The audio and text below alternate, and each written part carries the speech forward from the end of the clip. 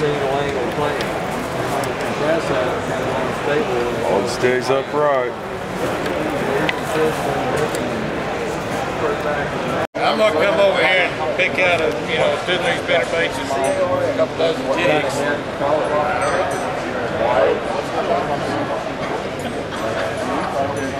I tell you, real secret color. Black and blue and green color. Yeah. I mean, it don't matter. Coast to coast, black and blue and green color.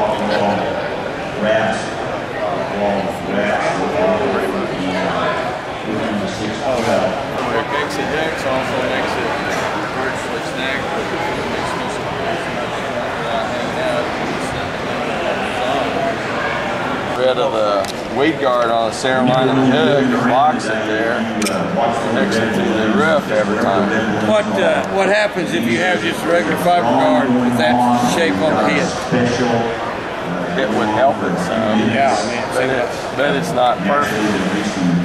One of the problem that I've always had, we had these fiber-based weed guards like this forever, I mean years and years ago. Now, they were closer together. They usually come out of the head and then we open them up, But the reason that they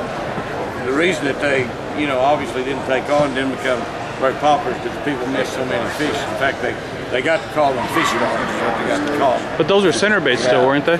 No, jigs. No, on jigs. I don't know if I've ever seen it came out from a single stop and then it came out and V'd up like that. Yeah. It wasn't separated like that. Yeah. Yeah, it came out and did that. It still originated from the center line. That's right. That was the problem.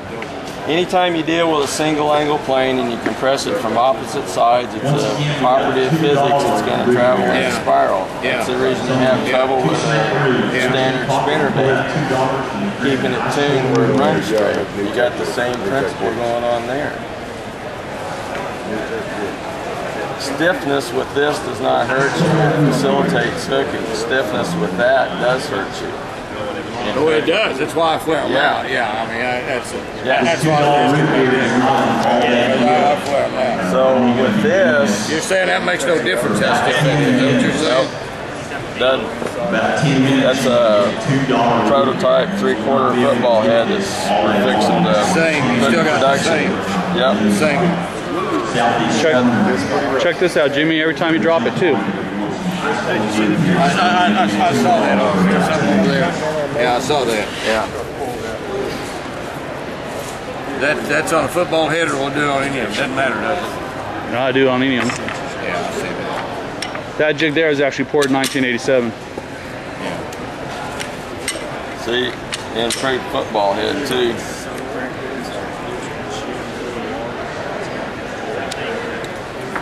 And actually, these football heads will do a better job of fishing and locks and stuff than the standard football heads, just because of the triangle. Well, are you from California? You mentioned California. Are you from California? I live in Mesquite. Gasville? Yep. I like Gasville. Happy with the model, which we have in production right now. Half-ounce fish you have also for you? Yeah. We're fixing to put this in production. Before I leave, show that close to five. Before I leave, hold them in my way. We got you covered, Jimmy. I'm pretty old school. I mean, I fish all the new baits and everything everybody's got, but this is 9 times out of 10 I still catch on a jig or spinnerbait. This isn't about color or anything. It's an improvement of your tool. Right. And I catch an awful lot of fish on jig in this time. I probably catch a lot of fish, but I catch a lot of fish on jig. I noticed to see that, and Jimmy had a rod in the building, and he's got a lot of friends. He's the one with the grab hands, shake the wheel. So we're going to give about 15 minutes here with the break, WE time, to look at a couple of things. Those of you that want to do that. I fished a lot of spinnerbaits like with loose head like that. Yeah, you get a lot more vibration. You just slide that up to change it. You just change that jig on there. Yeah. Change weight and color pretty quick. Pardon me? You can change weight and color pretty quick. Right. You do have some red coils hanging in the southeast corner of the building, and that's where the root beer's at. And it's self-tuning. No matter how out of bend that gets, it'll always seek itself center. Yeah, that's all day, that's just while we're built on parallel planes. There's the old Night Thumper. Oh yeah, Black Widow.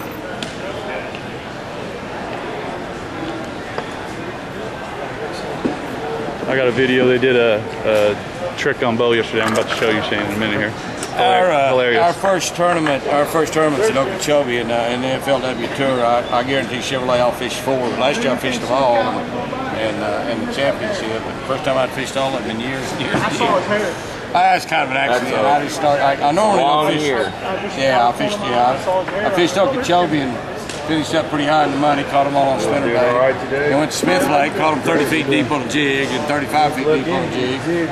Ended up the money there, and all of a sudden, I went to Beaver and did good there. Even if you're a weekend. Oh, dang, I didn't fish them all. Fished that $500,000. I went fishing $500,000. I didn't do any good. They gave me $10,000 though for showing up. I just mean when but I had a good year last year. You know what, Johnny Lee? Here you go. We'll give you a demonstration right here in a second. the problem is you got this guy. A millionaire. Yeah, I know it. As soon as he shows up, I'm going that. They've done pretty good though. Yeah.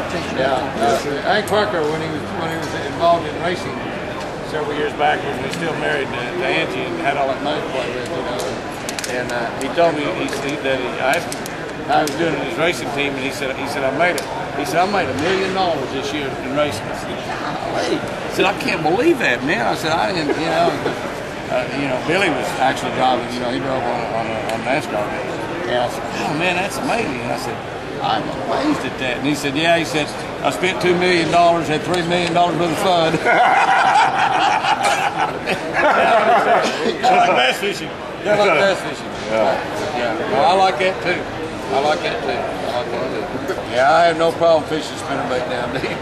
It's like I don't have any problem running on the surface or fishing 40 feet. Don't make any difference. You know the difference between a pizza and a fishing guy, don't you? Between what and the fishing guy? Pizza? What? Pizza will feed a family of 4. Yeah, that's right.